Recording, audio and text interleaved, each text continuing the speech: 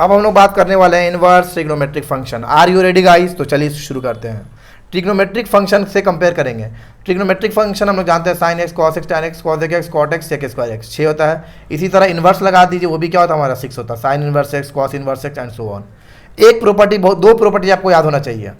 देखिए अगर प्रॉपर्टी 1 क्या, अगर एंगल में निगेटिव एंगल है तो अगर साइन में माइनस एक्स है तो माइनस साइन एक्स हो जाता है। इसी तरह कोसेक में है तो माइनस हो जाता है, बाहर आ जाता है, माइनस आ जाता है। कॉस और सेक में माइनस खा जाता है, इसे याद रखना।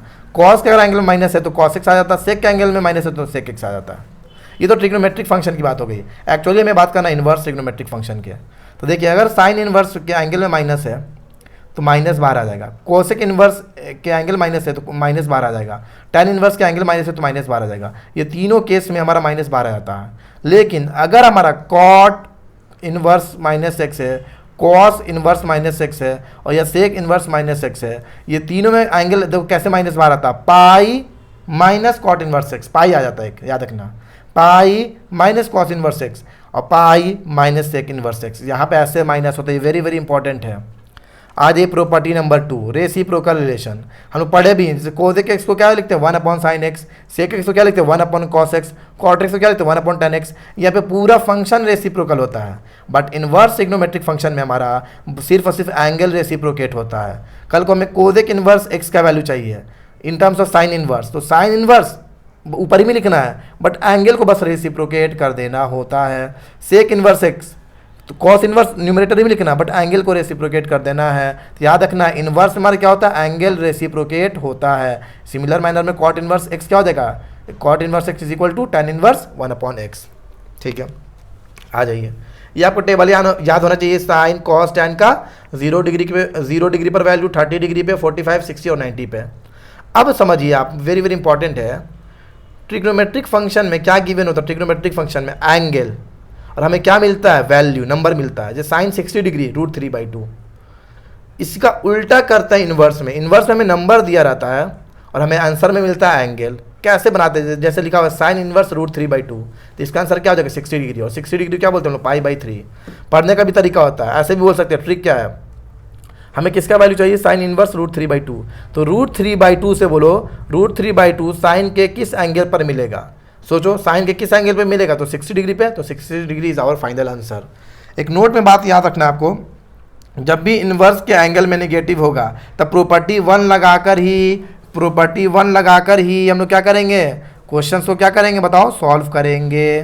क्लियर हो गया, ये बेसिक पॉइंट्स क्लियर हो गया। वैल्यू निकालना भी सीख गए कि हमें कैसे निकालना वैल्यू, ये तरीका याद रखना। जैसे लिखा हुआ साइन इन्वर्स, जैसे अब एक और एग्जाम्पल ले लेते हैं। साइन इन्वर्स 1 अपॉन √2 है, तो 1 अपॉन √2 किस साइन के किस एंगल पे आता है, तो आपका आंसर होगा 45 डिग्री। तो यही हो जाएगा हमारा π/4।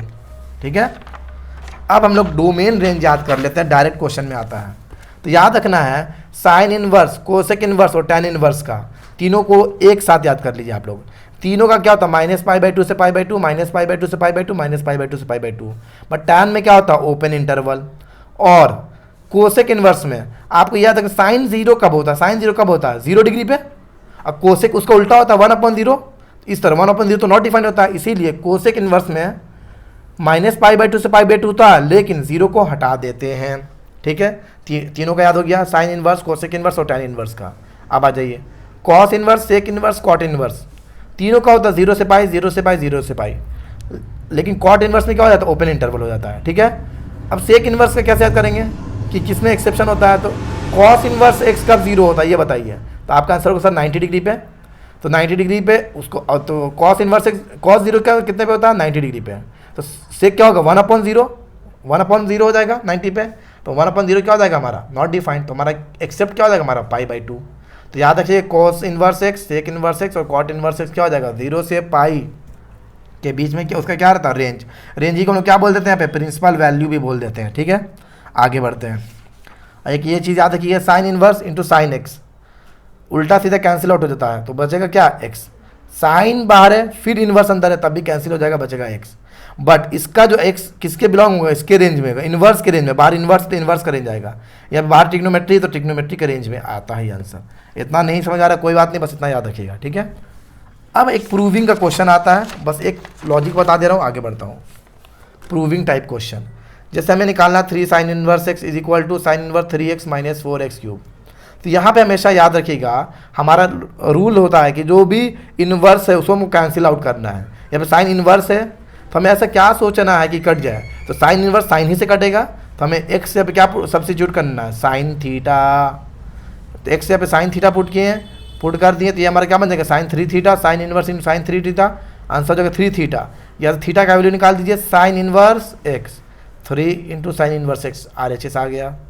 ठीक है, इसी तरह यहाँ पे भी सब्स्टिट्यूशन बता देते हैं। कॉस इनवर्स है तो यहाँ पे क्या सब्स्टिट्यूट करें कि कॉस इनवर्स कट जाए, तो कॉस इनवर्स को काटने के लिए कॉस ही आना चाहिए, तो एक्स पे क्या मानेंगे हम लोग कॉस थीटा।